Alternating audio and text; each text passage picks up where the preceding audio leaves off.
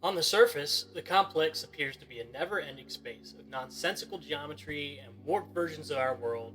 Characters get lost quite easily, they're distracted by the maze of hallways and all the artifacts left around. Still, more characters go completely insane and obsess over the complex, devoting entire lifetimes to researching it. All of this time spent in and researching the complex in the Kane Parsons Backrooms series kind of begs the obvious question: what the hell is the complex? Many believe the complex is some sort of reflection of human psyche, or that the complex is alive and conscious, which is how it's able to create, like, itself. They use evidence like Ivan Beck's connection to the complex and the paintings that they found on the March 11th archive, and metaphors used in the movie that suggest that the complex puts up walls like the human mind does to protect itself. They argue that complex misremembers pieces of standard as though it's an agent of its creation.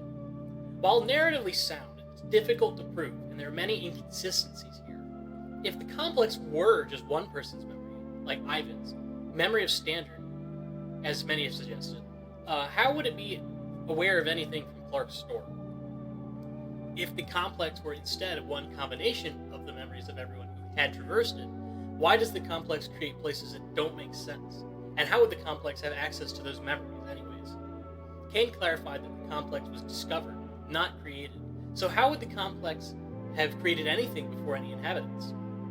These theories also ignore the fact that null zones can be operated with very large magnets, suggesting that the complex is more than a manifestation of one or even many people's thoughts and memories. If we look closer, we find the complex is a reflection of standard, both literally and metaphorically. Its characters, biology, and physics all roughly mirror our own. Reflections litter the narrative. Characters reflect on their own values and the state of current events constantly. Take, for example, the beginning of Static Dead End. Imagery and depictions of windows throughout the movie remind us that windows are not just to be looked at, but they also literally reflect ourselves back at us. Kane's obsession with Pachelbel's canon in D, such as in A Long Time Ago from Out of Sync, and wind chimes in the movie, as a reflection of voices musically, only adds to the reflection in the narrative. In that same vein, many song covers from Out of Sync are themselves reflections, perhaps across multiple axes. For example, the cover of Post-Traumatic Amnesia version 2 is reflected across two different axes, and the cover of Seizure is reflected across the middle horizontally. The complex even reflects its own rooms, such as the room in Static Dead End, being not a literal reflection of the room from Pitfalls. Imagery and stories of reflection are beating us over the head constantly in this story. Reflections are the key concept that give us a window into what the complex really is. Reflections litter the complex as well, right? As two simple examples, consider the reflected turn signs from Pitfalls and the stop sign from the movie. More subtly, consider Found Footage 3, when Robbie ends his voyage through the complex by stumbling into a house with a living room and a man, Waldad, behind the far wall. When Ravi describes the living room, Waldad seems to indicate that Ravi has just described Waldad's own living room, which he is in and talking to Ravi through the wall. Kane literally presents a reflection as an integral theme to his background story. But reflection isn't just integral to the story, it's integral to the complex. The movie seems to suggest that physical reflection plays a key role here too. Geographic proximity in standard seems to translate to the complex as well. Clark's store in Santa Clara is already incredibly physically close to ASIC's headquarters in San Jose, only about 5 to 10 miles away. Furthermore, the movie features an establishing shot of a stop sign before Clark's first entry into the complex, where he then sees a reflected stop sign. In Found Footage 2, we see kitchen items and furniture placed as though the protagonist had walked from the garage, where the null zone was, into the kitchen, or perhaps a reflection of it. The movie's examples are perhaps the most convincing that the complex is some kind of physical reflection of standard. The complex as a literal reflection of standard is consistent with other observations about the complex too.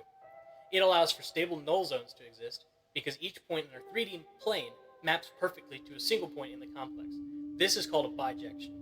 Each point in the complex can be mapped to a unique point in standard and vice versa. This property has to be true. Otherwise, null zones would be inconsistent in their locations in either the standard or the complex. It could also explain how the low proximity magnetic distortion system, LPMDS, is able to sustain a connection to the complex.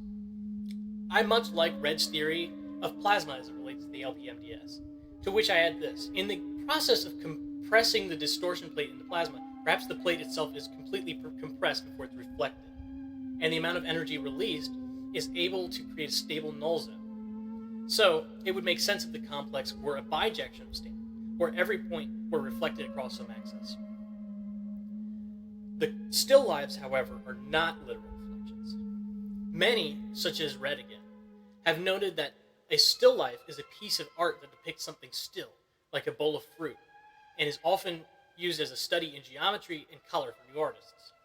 They also point out that creating a still life of something that is moving, such as a person, would be difficult and could lead to inaccuracies or inconsistencies in presentation. At its core, a still life is a realist piece, aimed at reproducing and preserving a piece of the world in a single instance. The still lives, therefore, are smeared and warped reflections of people from standard. The movie suggests that still lives are recreations of people at a specific moment in time, i.e. that they are still lives, insofar as they are still images of people in an instance. This is most evident in Captain Clark, who's a caricature of Clark at one of his lowest moments, falling out of the broken chair from the beginning of the movie while wearing the pirate costume. We also see Bobby's shirt from that day, and both his and Kat's shoes from that day in the movie. This implies a still life of each of them was created in that moment. Another interpretation of the word still suggests that the still lives are not living or quick, but rather dead or still. This is an archaic interpretation of the term, but an example of this kind of language can be found in the Apostles' Creed. If you're a Christian or were ever forced to recite it, perhaps you still remember the phrase, "He will come to judge the quick and the dead," which means that Jesus will come to judge the living and the deceased. Moreover, the phrase still, as it relates to the state of being dead, is still preserved in phrases such as stillborn or stillbirth, which both mean, born dead.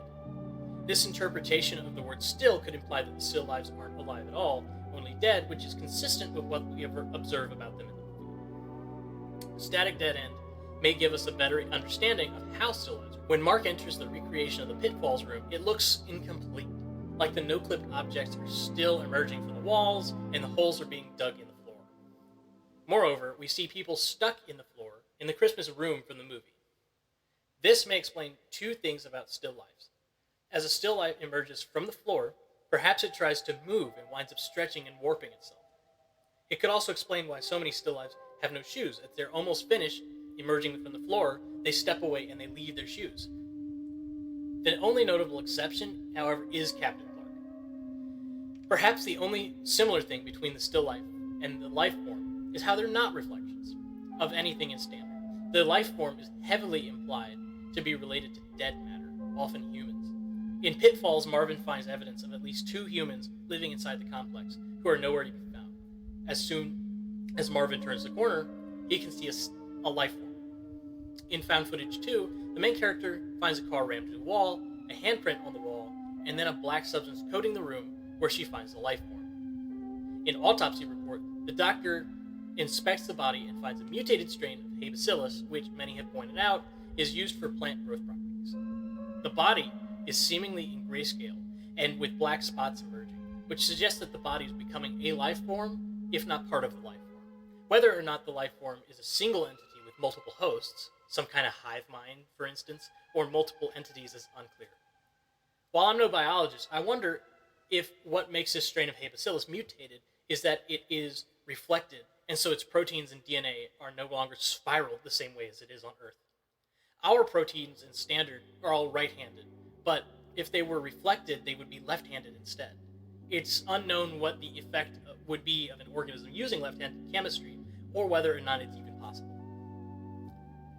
The complex, at a minimum, draws inspiration from the world, and at its logical extreme, is a nearly complete reflection of it. Places line up geographically, things like road signs often present themselves as backwards, even the still lives, although not being literal reflections, are metaphorical reflections instead. Perhaps the bacteria is a literal reflection of the hay bacillus bacteria from our world. Although the complex is not alive nor conscious, it is quite algorithmic in its reflections of people and places. We know the complex is accessible through very strong magnetic fields such as the LPMDS, which explains why most null zones are unstable. They don't have enough energy to be sustained for very long. The logical extent of this argument implies that everybody has a still life copy, possibly even multiple.